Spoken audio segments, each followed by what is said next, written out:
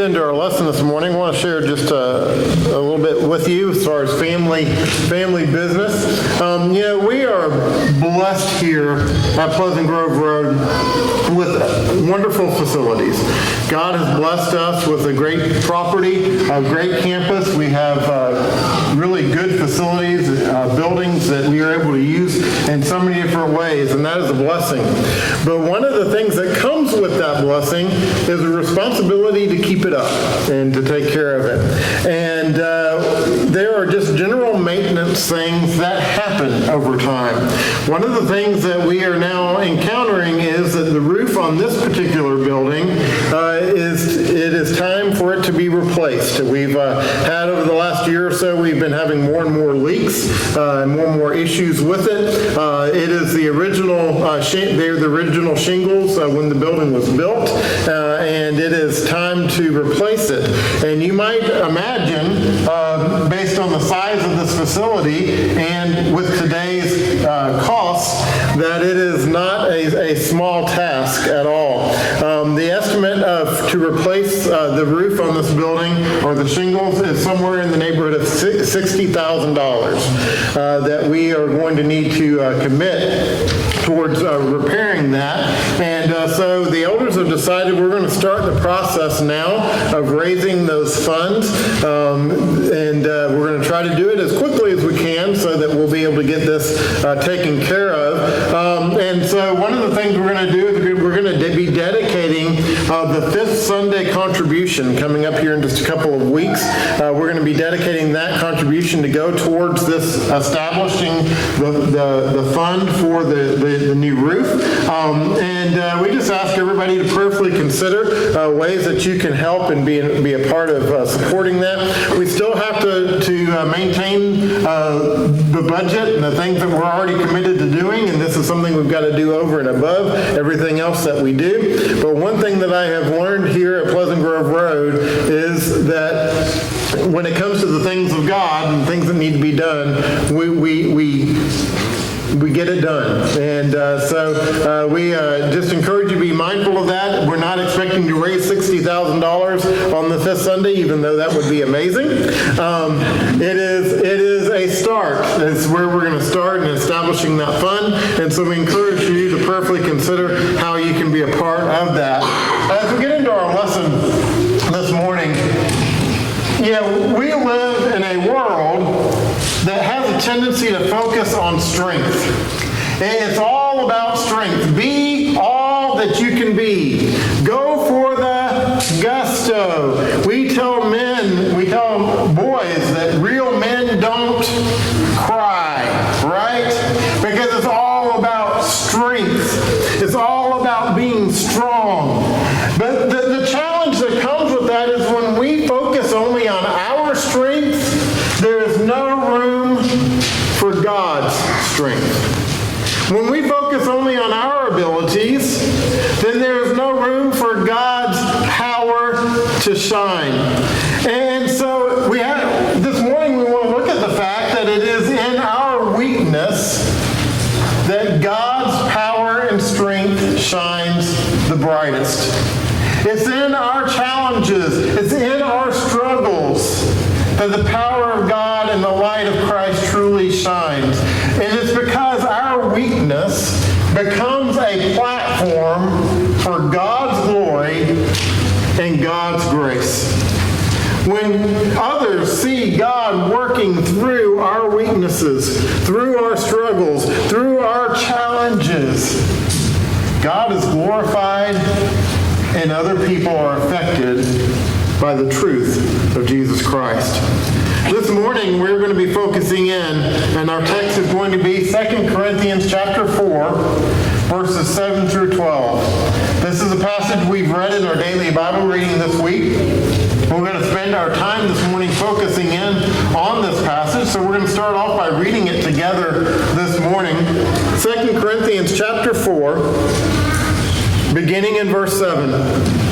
The Apostle Paul, in his letter to the church at Corinth, says this. He says, "But we have this treasure in jars of clay, to show that the surpassing power belongs to God and not to us. We are afflicted in every way, but not crushed, perplexed, but not driven to despair, persecuted, but not forsaken, struck down, but not destroyed, always carrying in the body the death of Jesus, so that the life of Jesus also may be manifested in our bodies. For we who live are always being given over to death for Jesus' sake, so that the life of Jesus also may be manifested in our mortal flesh. So death is at work in us, but life in you. The Apostle Paul in this letter, the second letter that he writes to the church of Corinth, he lays out what it is to allow and to be thankful for how our weaknesses make room for God's power. And the first thing he does in verse 7 is he uses this analogy of treasure that is in fragile vessels.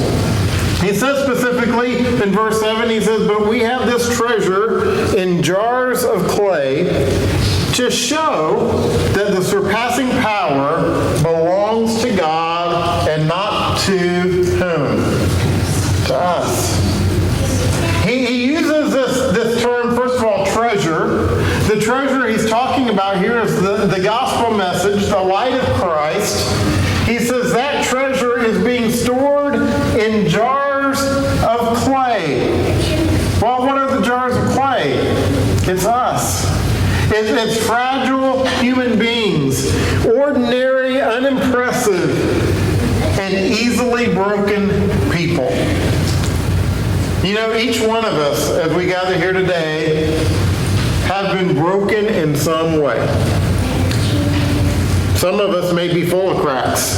You know, we may have all kinds of cracks in our lives. But every one of us has been broken in some way by something in our lives. We've all faced challenges. We've all faced difficulties and struggles in our lives. And those things may crack us. They may cause challenges for us in life. And yet within us shines the light of Christ. Within us shines the gospel. Have you ever heard somebody say, well, those people in that church, they just all think that they're perfect? I laugh when I hear that. Because I hate to break it to you, if you think you're perfect, you're sadly mistaken. None of us are. There's not a perfect person in this room. We're a group of broken people. But a group of people who are saved through the gospel and through the grace of Jesus. And through that salvation, we have life. And yet still we live this life dealing with challenges and brokenness in our lives. And what's important for us to recognize is that God deliberately places his priceless treasure, the light of Christ, in fragile people in order to highlight his power. Because you see, as we see God working in and through our weaknesses, he's glorified. His light shines. I recently read a story, and it was about a woman who lived in the Appalachian Mountains many, many years ago. And every day, she didn't have running water, and so every day she had to travel down a path from her cabin to a creek. And she would collect water and bring it back to her house. Things had gotten so bad that the bucket that she used to collect water had all kinds of leaks in it. And so she would have to move very quickly to try to get as fast as she could from the creek to her house, because that bucket would be leaking along the path the whole way. And she would have typically half the amount of water when she got to the house as she had when she left the creek. Well, this particular summer had been a very dry summer. Everything, the grass was all dead, flowers were not blooming, the trees were drying up. But she noticed that right along the path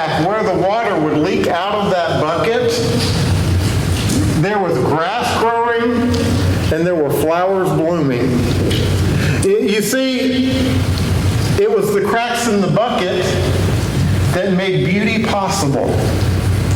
And likewise, our cracks allowed the grace of God to flow. It allows the grace of God to be seen. And so God uses the cracks in our lives to let His light shine.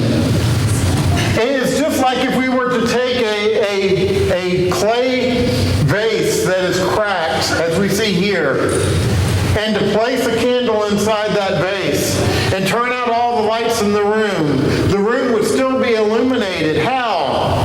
By that light shining through the cracks. That, in many ways, illustrates how God works in our own lives. You see, we cannot afford, or we should not hide our weaknesses. Instead, we need to be offering them to God. You know, oftentimes we try to overcompensate for our weaknesses, or we try to hide them. We don't want people to see them. A number of years ago, I weighed quite a bit more than I do now. And it was very obvious and very evident. And I had a lady come to me one Sunday, and she just pulled me aside and she said, you know, black, the color black is very slimming. And at first, I didn't realize what she was saying to me because that's all she said. And then I went home and I was like, she wants me to hide my fat. She wants me to disguise my weight, right? Well, the reality is, if I wear black, guess what? I'm still fat. That doesn't change. It's just you're not going to notice it as much. But the weight's still there. And so often we do that with our weaknesses and challenges in life. We try to disguise them. We try to hide them. And if someone comes up and says, how are you doing today? What do we say? Oh, I'm great. No matter what's going on in my life.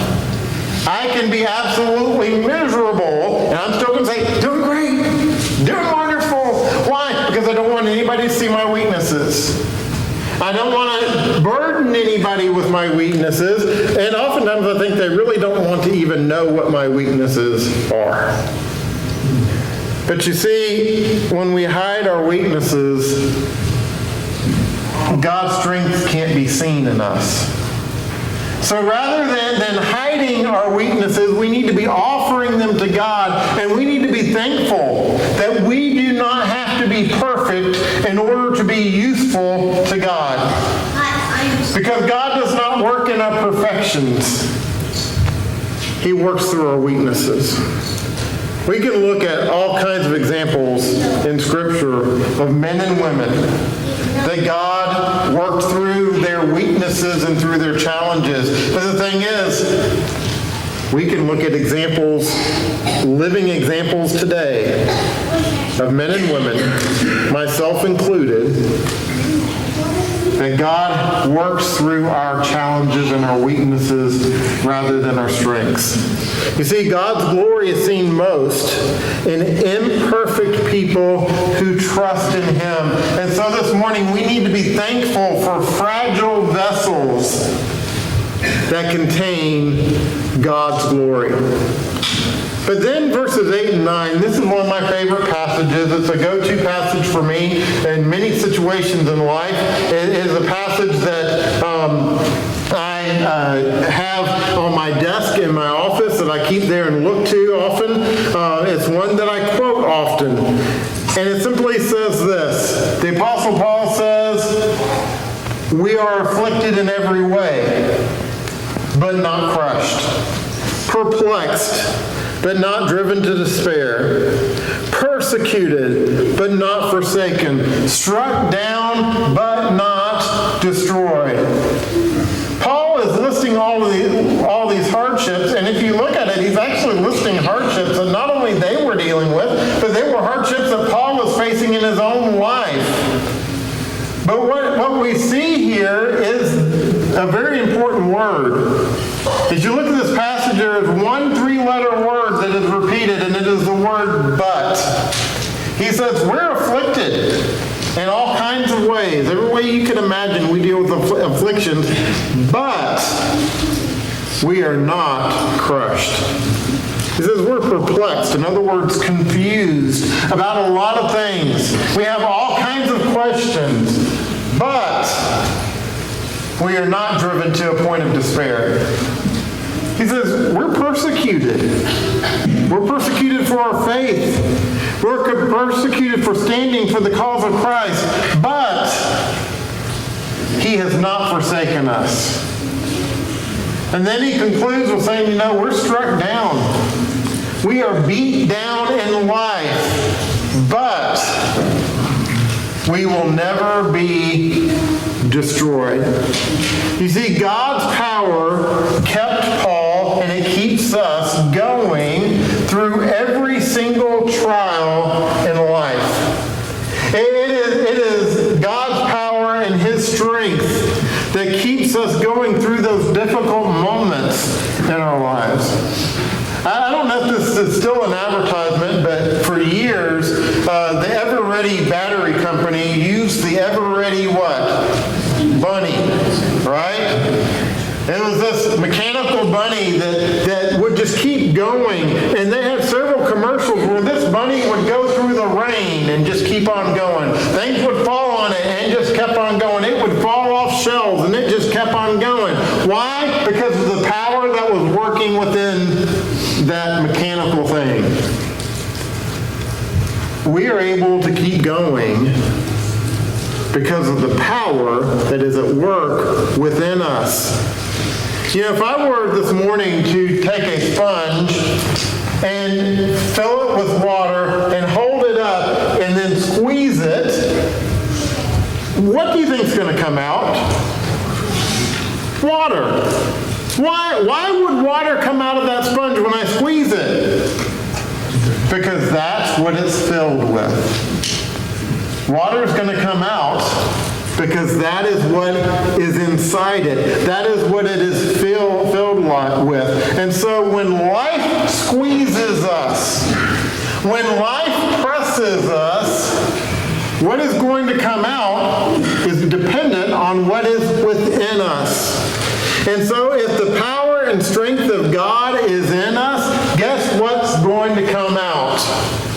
The power and strength of God.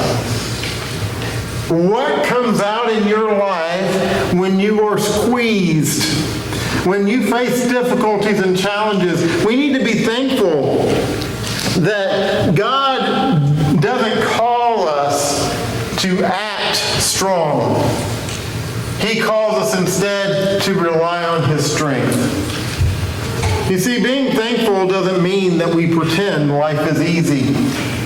It doesn't mean that we pretend everything is okay. Instead, it means that we see God's hand at work through all of the struggles that we face in this life.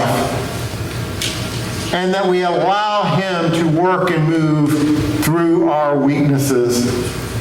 And so each time that we are pressed but not crushed, it is proof that the power of God is at work in us. And that leads us to the final point in verses 10 through 12. Because he talks about something that if you don't look at the context in the previous verses that we just read, it's hard to understand what he means here when he talks about death leading to life. You see, death leading to life, that doesn't make a lot of sense in a worldly context. But let's read what he says here again. He says, always carrying in the body the death of Jesus, so that the life of Jesus also may be manifested or seen in our bodies. For we who live are always being given over to death for Jesus' sake, so that the life of Jesus also may be manifested in our mortal flesh. So death is at work in us, but life in you. Our daily sacrifices, the things that we sacrifice in life every day, the pain that we go through every day, the service that we are involved ourselves in for the cause of Christ. All of these things are a reflection of Jesus' life and his death. But through that suffering, his life, his resurrection power, it's revealed. You see, Christ is revealed through our suffering. And so when we die to self, it allows the Spirit, or allows new spiritual growth in our lives. And when we die to self, God moves and works and grows within us. And so we need to be thankful when we have those opportunities to sacrifice and serve. You know, I don't think that God expects us to be thankful for pain. There are passages that I've heard people say, God's telling us we need to thank him for the pain. That's not the message. The message is we need to be thankful that he walks with us through the pain, and that he is glorified through the pain, and that through the pain that I endure in life, he can be seen and he can be glorified. I am not thankful for the hurt that I've dealt with in my life, but I am thankful for what has been produced from that and through that hurt. Pain hurts. Pain is bad. But what God does through the pain, that's amazing. That's good. You know, I think to moments in my life and in my family's life when we've gone through dark times, losing people that we love, going through moments of illness and hurt. And I am thankful to God for those moments, not because of the pain that was caused in them, but because of the growth and the strength that came out of them. That's what I'm thankful for. And I'm thankful that he has been glorified through those moments. You see, the Apostle Paul, he went through a lot of suffering. He went through a lot of challenging moments in his life, but those moments brought spiritual life to others. God was glorified and other people were brought to Christ through his suffering and through his hurt. And his willingness to endure hardship for the gospel helped the church grow, specifically the church of Corinth that he's writing this letter to. Much of their growth came through his hardship and through his suffering. And likewise, when we persevere in weakness, others are able to see Christ. Others are able to be led to Christ. Others are strengthened by him. You know, outside this building along Pleasant Grove Road, along this highway, are power lines. They run the length of this highway. And these power lines, these power cables, they, in front of our building at some point, they go underground and come over to our building. And these power cables bring electricity to our facilities. We have lights, we have air conditioning, we have the benefits that come from power, from electricity. But that electricity was carried through those lines, through those cables. That electricity doesn't benefit those power lines or those power cables at all. As a matter of fact, those power cables have to be designed in such a way to be able to hold and contain that power that is going through them. But they serve as a conduit for the power. The power gets here through those lines. If it was not for those power lines, we would be in darkness today and we would all have fans in our hands. Likewise, you and I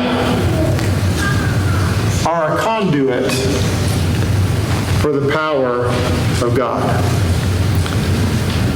We serve as a way for God to get His power out, for it to be seen and alive in this world. And other people are going to benefit when we allow the power of God to be seen in our lives. And the power of God is not going to be seen by pretending to be strong.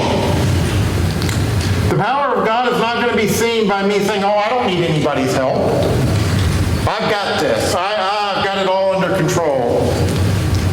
The power of God is not going to be by me saying, oh, everything is fine, when my world is falling apart. The power of God is only going to be seen when I reveal the cracks in this vessel. When I allow people to see my hurt, to see my struggles, to understand what I'm going through, but more importantly, to see how God is guiding me through those moments.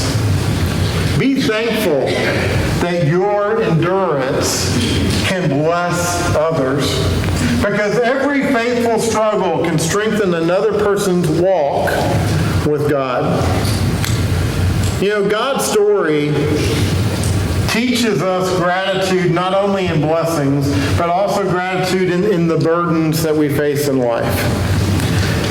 And it's important as we close this morning to understand that thanksgiving grows when we understand how God works in us.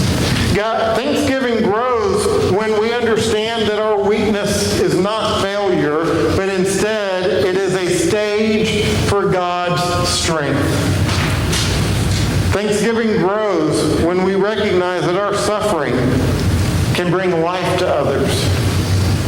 And thanksgiving grows when our cracks let His light shine. This morning, do you recognize that you're here today as a broken vessel, but a vessel that is held together by the grace of God and through His power and strength? We need Him. And when we recognize that need, His light shines through us. If you're subject to the invitation, we invite you to come as we stand as we sing.